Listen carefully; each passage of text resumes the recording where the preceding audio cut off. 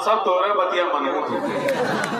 Hello, देखिए खुदा की कसम, ये जो है हमारे जेके मीडिया साहब जो इस वक्त पूरे हिंदुस्तान में, बिहार में भी मेरे साथ रहे, हर जगह का ये ऑल इंडिया मुशायरा, जलसा, नातिया मुशायरा ये कवर करते हैं और पूरी दुनिया को दिखाने का काम करते हैं। ये लाइव चला रहे, डायरेक्ट जो है सऊदी तक देखा जा रहा है मेरे दोस्तों। इनके जरिए से इस मुशायरे के एक अहम रुकन जो सऊदी में है, खुदा की कसम अपनी रातों की नींद हराम कर दी है, ड्यूटी जाए ना जाए, अनीस उर्फ गोरख जो पूरी टीम के साथ सऊदी के अंदर जेके मीडिया के हवाले से, अजीज मीडिया के हवाले से, A1 मुशायरा के हवाले से वो देख रहे हैं। और अनीस गोरखपुरी साहब, मैं तुम्हें अपनी अकीदत का सलाम अर्ज करता हूँ, वो सलाम उधर से भेजे, मैं इधर से सलाम अर्ज करता हूँ। देखिए अनीस गोरख साहब हर साल मुशायरे में रहते हैं, लेकिन इस साल वो सऊदी से सुन रहे हैं। अनीस भाई सुनिएगा मेरी बात, मैं आप तक बात पहुंचा रहा हूँ, आप तो बड़े ज़हीन है माशाअल्लाह। देखिए दोस्तों, अनीस गोरख जो है इतने ज़हीन है, मैं आया था, मुलाकात हुई थी, इतना अल्लाह ने उनको ज़हन दिया है कि एक मर्तबा शकील सेठ साहब बहुत से लोगों को अपने बैठके के अंदर बुलाए और शकील साहब ने कहा कि मेरी 2 सवालों का जवाब जो दे देगा उसे मैं मुंह मांगा इनाम दूंगा। तो उसमें अनीस गोरख भी थे। अनीस गोरख खड़े हुए और कहा, पूछिए सेठ जी। शकील साहब ने कहा, ये बताओ अनीस गोरख, मेरे हाथ की हथेली में बाल क्यों नहीं है? अब वो अनीस कहने लगा, ये भी कोई सवाल है? बहरहाल होशियार था, चालाक था, हाजिर जवाब था। फौरन उन्होंने कहा कि सेठ जी आप इतने सखी हैं, इतना गरीबों में तकसीम करते हैं, इतना सदका खैरात करते हैं, जिसकी वजह से आपकी हथेली का बाल घिस गया है। तब शकील सेठ साहब इतना खुश हुए, कहा ये अनीस है, वाकई इसको अपने पास मैं रखूंगा। अच्छा अनीस, दूसरा जवाब बताओ, सवाल का है। तो कहने लगे, पूछिए। कहा, ये बताओ तुम्हारे हाथ की हथेली में बाल क्यों नहीं है? फिर वही अनीस कह रहे, ये भी बहरहाल हाजिर जवाब। तो उन्होंने कहा, असल में सेठ जी ये है, बात है ना कि आप जो कुछ भी देते हैं मुझी को देते हैं, आपका देते देते घिस गया है, मेरा लेते लेते घिस गया है।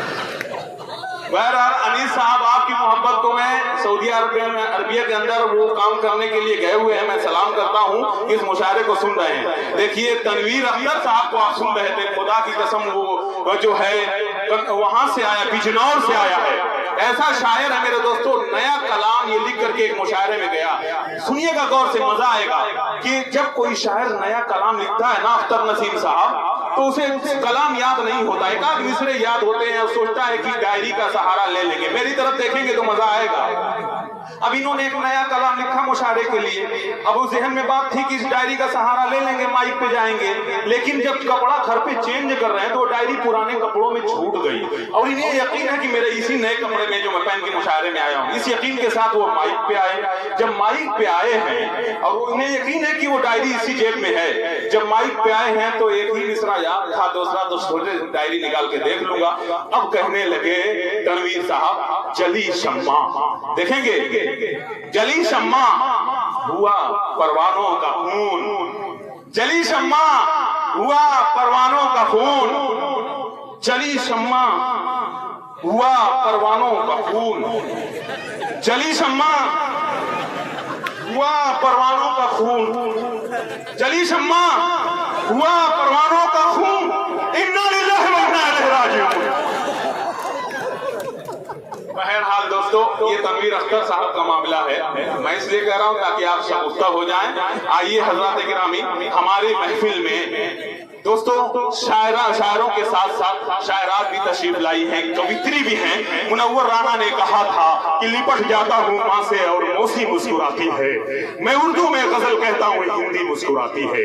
हिंदी दाइश की वो बेटी कवित्री मोहतरमा प्रतिभा यादव हमारे जो तशरीफ फरमा है स्टेज पर, वो बलिया से तशरीफ लाई हुई है। इसी तरीके से मेरे दोस्तों कानपुर से एक मेहमान शायरा मोहतरमा नूरी परवीन साहिबा हमारे स्टेज पर तशरीफ रखती है, जो इस वक्त पूरे हिंदुस्तान में अपनी शायरी के जरिए से मोहब्बत का चिराग जला रही हैं। आइए हजरात, इतने अच्छे अच्छे मेहमानों के दरमियान मैं चाहता हूं कि कुछ मैं भी शेर सुना दूं कि नहीं सुना दूं? बताइए, मैं खुदा की कसम इतनी कुर्बानी दे रहा हूँ, खून पसीना एक कर रहा हूँ, अगर मैं ना सुनाऊं तो मेरे लिए भी कमदर्दी की बात सुनेंगे कि नहीं सुनेंगे?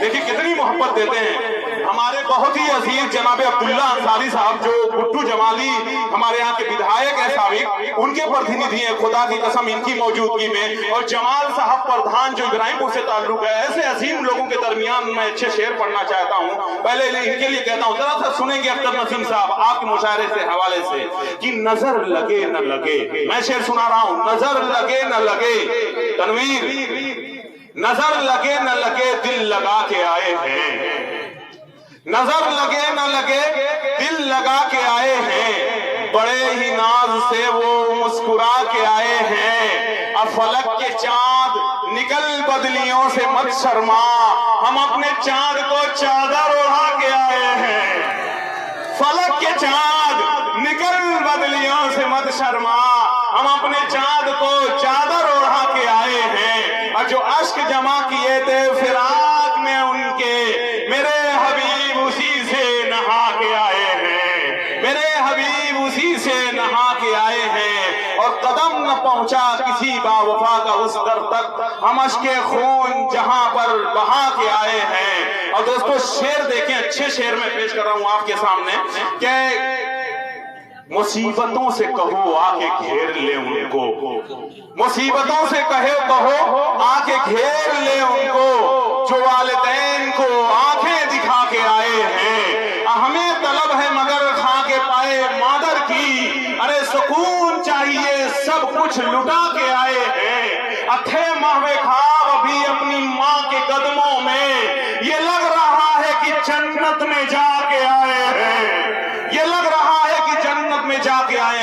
دوستوں ماں سے محبت کرنے والے لوگ بیٹھے ہیں اور اتنی خاموشی سے انہوں نے یہ شعر سن لیا، ماں کی ہستی کا پتہ ہونا چاہیے کہ پڑھ کے دیکھو کتاب ہستی میں، کانپتا ہے کوئی بچہ تو ماں کا دم نکلتا ہے، مگر جب ماں تڑپتی ہے تو پھر زمزم نکلتا ہے۔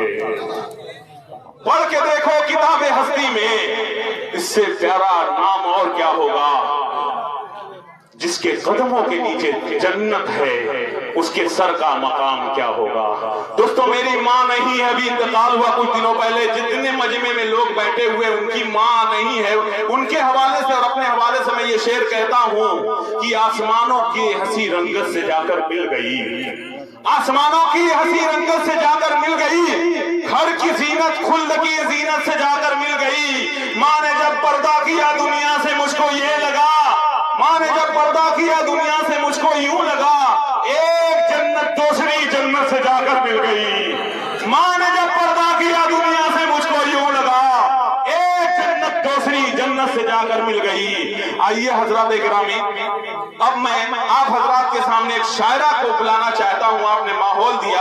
دوستو آئیے، ایک خاتون، ایک عورت جو ہے زندگی میں مختلف کردار نبھاتے ہوئے ہمارے درمیان ہمیشہ وہ رہتی ہے میرے دوستو، کبھی وہ بیٹی کی شکل میں ہوتی ہے، کبھی بہن کی شکل میں ہوتی ہے، کبھی محبوبہ کی شکل میں ہوتی ہے، یا کبھی ماں کی شکل میں ہوتی ہے۔ ایک عورت کے مختلف کردار اور انہی کردار کو نبھاتے نبھاتے عورت کی سوچ جیسے جیسے بدلتی ہے میرے دوستوں، اگر اسے ضرورت آ جائے سمجھنے کی تو ہمیں ضرورت پڑے گی کہ ایک اچھی اور سچی شاعرہ سے اس کا کلام سنا جائے۔